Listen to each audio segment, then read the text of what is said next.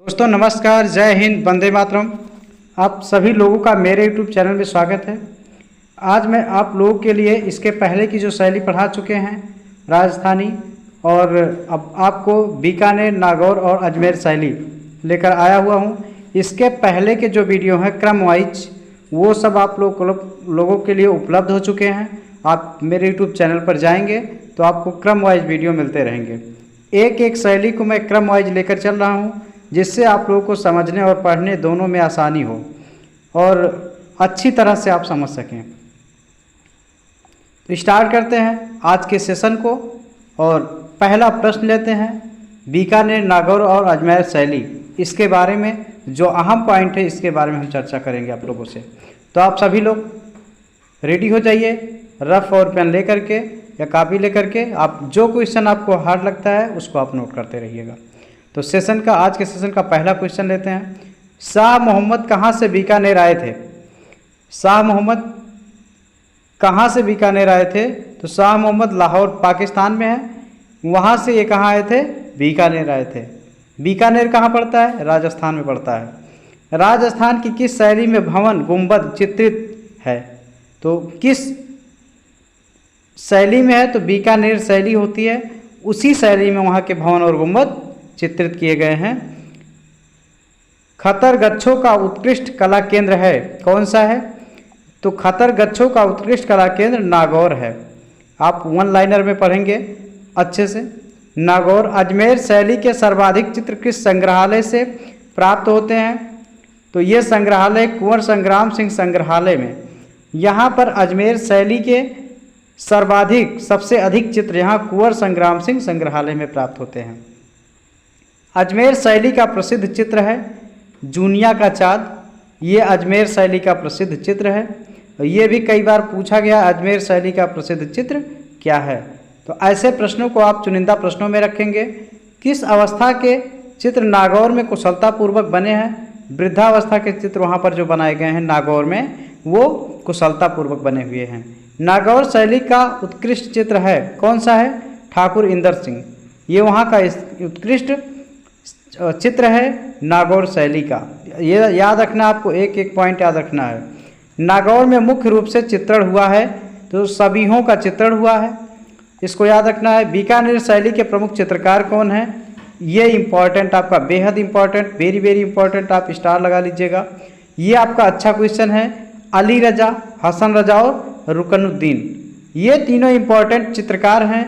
इनको आपको नहीं बोलना है किस शैली से जुड़े हुए हैं, कहाँ से जुड़े हुए हैं। तो ये अली रजा हो गए, हसन रजा हो गए, रुकनुद्दीन हो गए।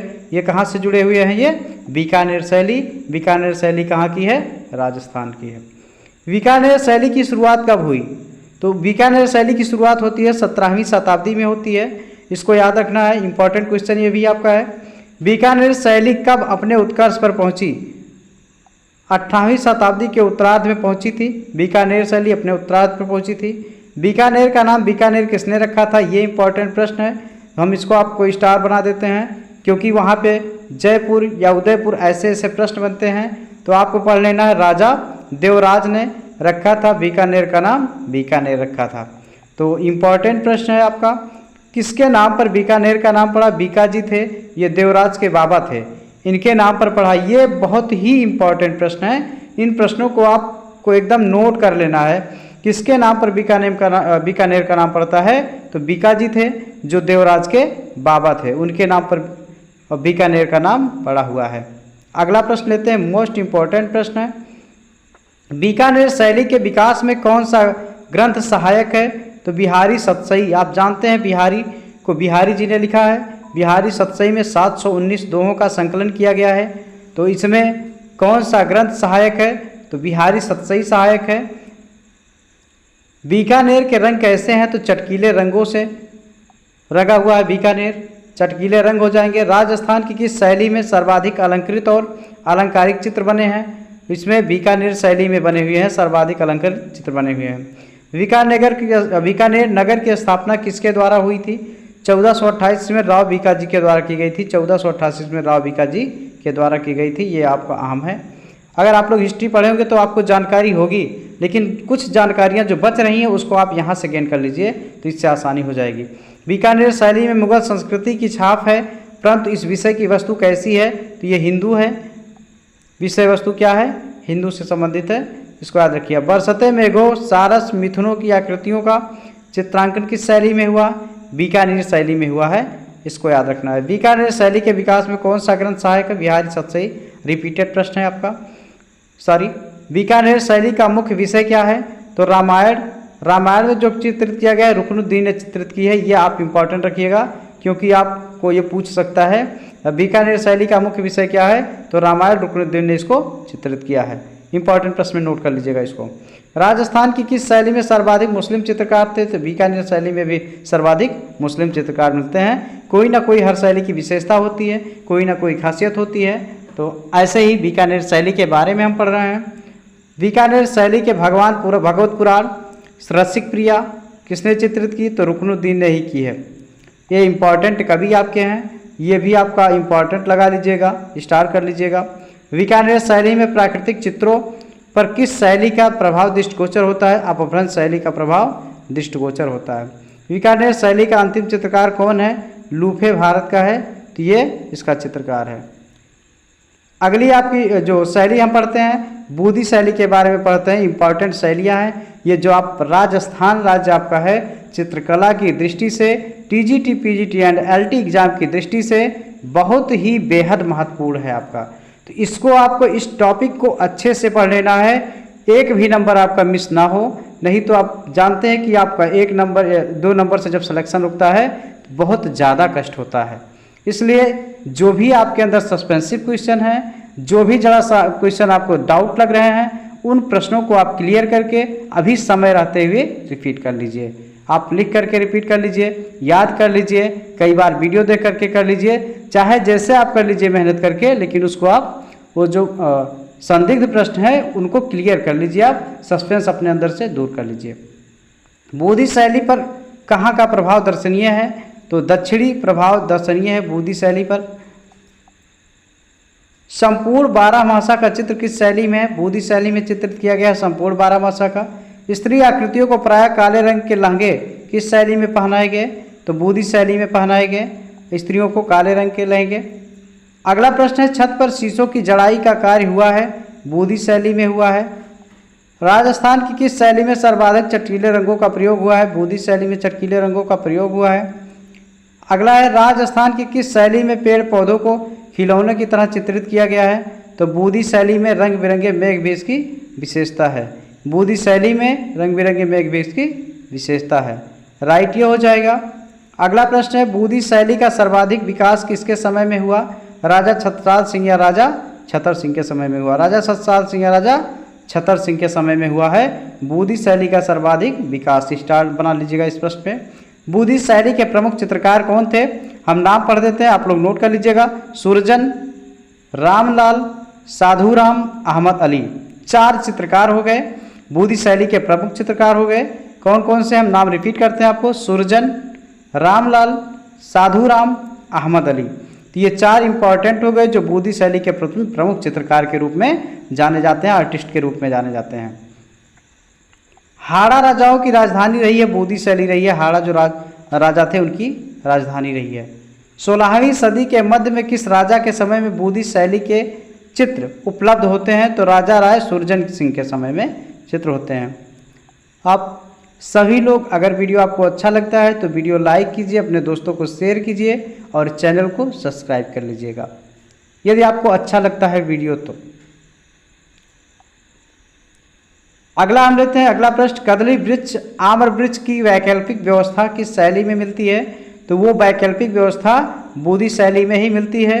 आप जानते हैं कदली मतलब केला होता है, आम्र मतलब आम का वृक्ष होता है, आम्र बोलते हैं संस्कृत में, कदली केला, तो ये बूदी शैली में इसकी व्यवस्था मिलती है। बूदी शैली को प्रोत्साहन देने वाले कौन थे, राव सुरजन सिंह थे।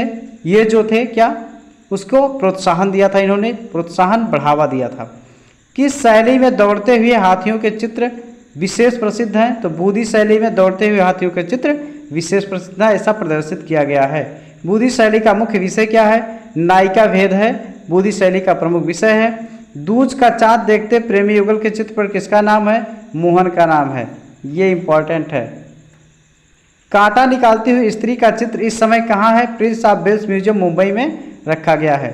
तो कांटा निकालती हुई कोई स्त्री है, इसका चित्र रखा गया है जो prince of Wales museum Mumbai में रखा गया है। परिचारिकाओं सहित रानी का चित्र इस समय कहाँ है? Prince of Wales museum Mumbai में है। बूढ़ी शैली का चित्र ग्रीष्म में हाथी इस समय कहाँ है? Prince of Wales museum Mumbai में है। तो ये सब इंपॉर्टेंट प्रश्न आपके चल रहे हैं, यहाँ से आप एकदम स्टार बना लीजिएगा। ये 3-4 प्रश्न, ये प्रश्न आपके रिपीटेड प्रश्न है, पूछे गए प्रश्न हैं। बूढ़ी शैली का चित्र रागिनी भैरवी इस समय कहाँ है? इलाहाबाद संग्रहालय में इसको रखा गया है। तो कई फिगर हो गए, वो आपको यहाँ मिलेंगे मुंबई में, लेकिन ये जो आपका रागिनी भैरवी है ये इलाहाबाद संग्रहालय में है। इस समय नाम चेंज हुआ है, प्रयागराज भी पूछ सकता है आपसे। चलिए अगली शैली लेते हैं हम, कोटा शैली। क्रम वाइज हम चल रहे हैं, आप लोगों के एग्जाम के हिसाब से, आपके सिलेबस के अनुसार से हम क्रम से चल रहे हैं, एक एक को हम क्रम से पढ़ाते हुए चलेंगे, जिससे आपको कोई असुविधा ना हो, कोई खोजने में परेशानी ना हो कि कहाँ से कैसे किस तरह के प्रश्न आते हैं। तमाम स्टूडेंट ऐसे भी होंगे जो पहली बार टीजीटी और पीजीटी के एग्ज़ाम में आर्ट ग्रुप से बैठने जा रहे होंगे, तो उनके लिए भी एकदम आसानी होगी कि ये क्रम से पढ़ते हुए चलें, जिससे सकारात्मक रिजल्ट मिल सके और अपने लक्ष्य को हासिल करने में समर्थ हो सके। कोटा शैली कला का स्वतंत्र अस्तित्व देने का श्रेय किसको जाता है? उम्मेद सिंह को जाता है। कोटा शैली के प्रमुख चित्रकार कौन हैं? लक्ष्मी नारायण, रघुनाथ, गोविंद राय। तो ये हो जाएंगे तीनों लोग। कोटा शैली आप याद रखिएगा कौन कौन है। स्वतंत्र अस्तित्व उम्मेद सिंह ने दिया है और इसके चित्रकार हैं लक्ष्मी नारायण, रघुनाथ और गोविंद। तो ये नाम तीनों को याद रखिएगा। राजस्थान की किस शैली में सर्वाधिक आखेट के दृश्य बने हैं? कोटा शैली में सर्वाधिक आखेट के दृश्य बने हैं। राजा राज सिंह को किस जानवर का शिकार करते हुए चित्रित किया गया है? काले मिर्ग का शिकार करते हुए चित्रित किया गया राजा राज सिंह। इंपॉर्टेंट लिखिएगा, आपको ऐसे कुछ प्रश्न इसमें मिलते हैं जो एकदम परेशान कर देते हैं। कोटा शैली के सर्वाधिक चित्र कहाँ हैं? तो ये झालावाड़ा की हवेली में, देवता जी की हवेली का हवेली और राजमहल में। कहाँ कहाँ पर? हम फिर से रिपीट करते हैं आपको। झालावाड़ा की हवेली में, देवता जी का हवेली में और राजमहल में। तो ये हो जाएगा सर्वाधिक कोटा शैली के चित्र मिलते हैं। युद्ध के दृश्य राजस्थान की किस शैली में सर्वाधिक चित्रित? कोटा शैली में सर्वाधिक चित्रित किया गया युद्ध के दृश्य को। कोटा शैली का प्रतीक क्या होता है? शिकार चित्र होता है, इसको आप याद रखिएगा। ये इंपॉर्टेंट प्रश्न आपका है। हम स्टार्ट कर देते हैं। कोटा शैली का प्रतीक क्या होता है? शिकार चित्र होता है। मतीराम किस रूप में प्रसिद्ध थे? कवि के रूप में प्रसिद्ध थे मतीराम। राम उम्मेद को किस जानवर का शिकार करते हुए चित्रित किया गया है? जंगली सूअर का शिकार करते हुए चित्रित किया गया है। राजस्थान की किस शैली में सर्वाधिक कजरी स्याही का प्रयोग हुआ है? कोटा शैली में हुआ है। जो कजरी स्याही होती है उसका प्रयोग किया गया है, कोटा शैली में किया गया है। कोटा शैली किसके समय में स्वर्णकाल पर पहुंची थी? राजा उम्मेद सिंह के समय में। ये प्रश्न आप चुनिंदा प्रश्न की श्रेणी में रखिएगा। कई प्रश्न किसका मुगल का स्वर्णकाल कब कहा जाता है, स्थापत्य कला का स्वर्णकाल कब, ऐसे इसमें कोटा शैली के समय में स्वर्णकाल कब पहुंची थी? तो ये राजा उम्मेद सिंह के समय में। आपका बेहतरीन प्रश्न आपका ये है। अगली शैली हम लेते हैं राजस्थान की अलवर शैली। ये कैसी शैली है? अलवर कलम किसकी उपशैली मानी जाती है? तो जयपुर शैली की उपशैली मानी जाती है। ये आप इंपॉर्टेंट रखिएगा। अलवर आपका है, राजस्थान में है। शिवराम और डालू राम कहाँ से अलवर आए थे? तो ये जयपुर से अलवर आए हुए थे। जयपुर एक शहर है राजस्थान का, वहाँ से ये लोग कहाँ आए थे? अलवर आए थे। शीश महल का भित्ति चित्र किसने बनाया था? डालू राम ने ही बनाया था इसका। शीश महल आपसे पूछा जाता है कई बार कहाँ पे है, तो आपका ये अलवर में है शीश महल। इसको भित्ति चित्र डालू राम ने बनाया हुआ था। अलवर शैली प्रसिद्ध है किसके लिए? भित्ति चित्र के लिए प्रसिद्ध है अलवर शैली।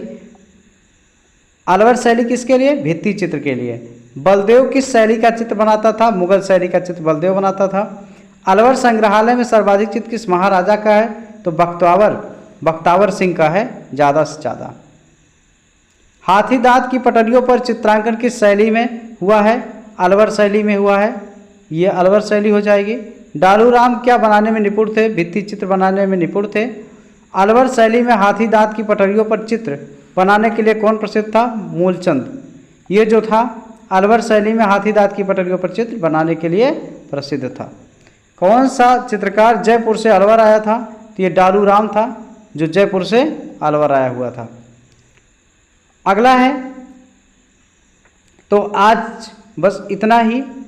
आप सभी लोग पूरी मेहनत के साथ लगे रहिए, क्योंकि अभी आपका जो एग्ज़ाम होने का डेट अभी नहीं आया हुआ है, वो अक्टूबर, नवंबर या दिसंबर में आपके एग्ज़ाम हो सकते हैं।